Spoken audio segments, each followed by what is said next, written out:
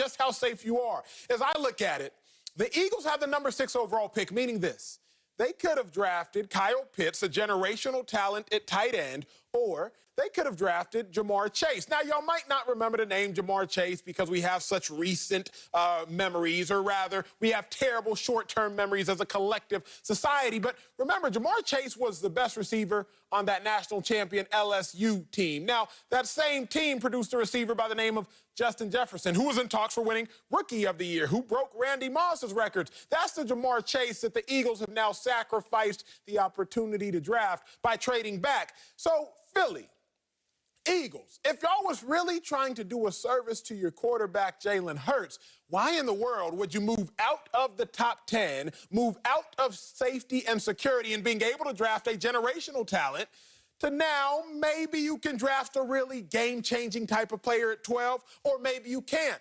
I'm not going to get into the weeds of the draft, but the Eagles are probably hoping they can still get Devontae Smith, Heisman winner from Alabama. Maybe they're hoping they can still get Jalen Waddle, speedster wide receiver from Alabama. But what if you can't? Now what? Because you already traded Carson Wentz to the Colts because you proclaimed Jalen Hurts was going to be your guy. You're sitting with Joe Flacco as your backup because you've proclaimed that Jalen Hurts is going to be the guy. But to me, it seems you're setting Jalen Hurts up for failure. Now, my guy, Bucky Brooks, he's safe here. He's back with me. But, Bucky, how safe should Jalen Hurts feel? He should feel great. He should feel great. They ran your guy up out the building. They got Carson Wentz up out the building. They ran him out the building after that horrible year, and they said, we want to restart it with Jalen Hurts. And what they also did is, rather than bring in competition, they're at the number 6 pick. They still were in range to get a quarterback. They said, you know what? We feel good about Jalen Hurts. We're going to trade back. We're going to accumulate another first-round pick in 2022, and we're going to build this thing around Jalen Hurts and let him prove to us that he can do it. Now, they didn't all the way give it to him. He still has to prove it. It reminds me a lot of the Dallas Cowboys and another of your favorite quarterbacks, Dak Prescott. I know how much you love him. So it's about proving it each and every year. And so this team has an opportunity to run it back with this offensive line that should be in place. Andre Dillard comes back. Brandon Brooks comes back. The offensive line is fortified. They're going to add some pieces on defense. And then they're going to hand the ball to Jalen and say, Jalen, let's see what you can do. Because if he does what I expect him to do, he's going to be their franchise quarterback for a long time. And they're also going to have pieces and assets to build around him. Here's my fear, though, Bucky Brooks, and it's so good to have you in person. I don't like disagreeing with you over Zoom and Skype. Oh, you want to go face-to-face? You know, I like face-to-face. Okay. I like face-to-face. Here's my fear.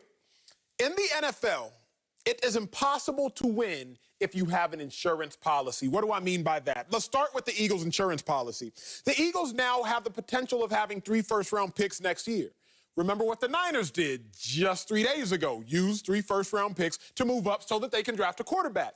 So the Eagles now leveraged a top-flight pick in order to get more first-round picks, probably so they have the ability to move up in future drafts and draft a quarterback. Now, let's bring this full circle and let's land this plane. In the NFL, you only win when you go all in. Didn't even write that down. Came off the top of my head, Bucky Brooks.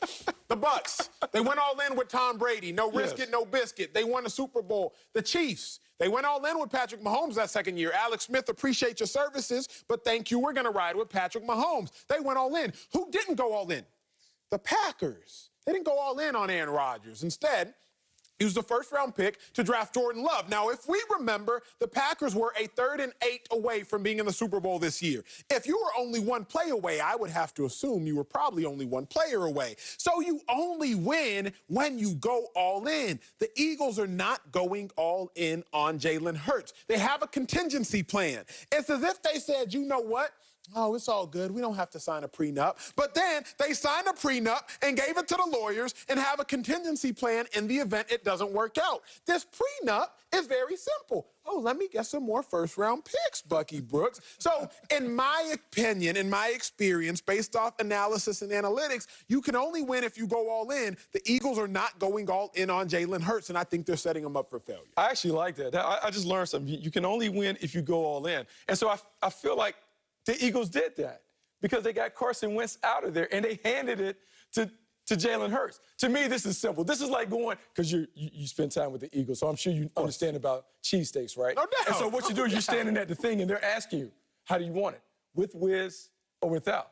And what they did is they said, oh, we got to get this Carson Wentz up out of here because he's not good enough to be the Cheese Whiz. We're going to put the Cheese Whiz on Jalen Hurts. We're going to go all the way in and make this really about Philly. And so they got the tough quarterback, the quarterback who's gritty, the quarterback who is ready to get them to the next level. And I'm not saying next level, Super Bowl level, but next level in terms of competitiveness and maybe a playoff appearance. But then when you add the assets they've accumulated, 2 first-round picks next season, the draft this year where they can add more assets around him. Jalen Reagor should be a better player because I know everyone is beating him up because he was the #1 pick and Justin Jefferson outplayed him. Year 2, maybe Jalen Reagor closes the gap.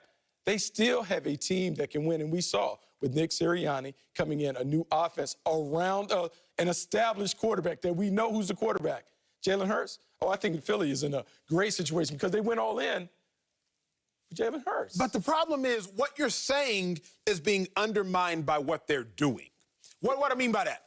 If they were all in on Jalen Hurts, why in the world would you trade out that #6 overall pick? Remember, to put this in perspective for y'all that don't study college football, Kyle Pitts, tight end out of Florida, he finished top 10 in the Heisman voting. First tight end to finish top 10 in the Heisman voting in 43 years. Jamar Chase, he was likely to be in the top 10 drafted, a wide receiver out of LSU. He won the Biletnikoff Award. For y'all that don't know, Biletnikoff is the best wide receiver in college football. Let's also put in perspective, Jalen Hurts, Deshaun Jackson ain't there no more, wide receiver for the Eagles. Alshon Jeffrey ain't there no more, wide receiver for the Eagles. Zach Ertz don't want to be there, tight end for the Eagles.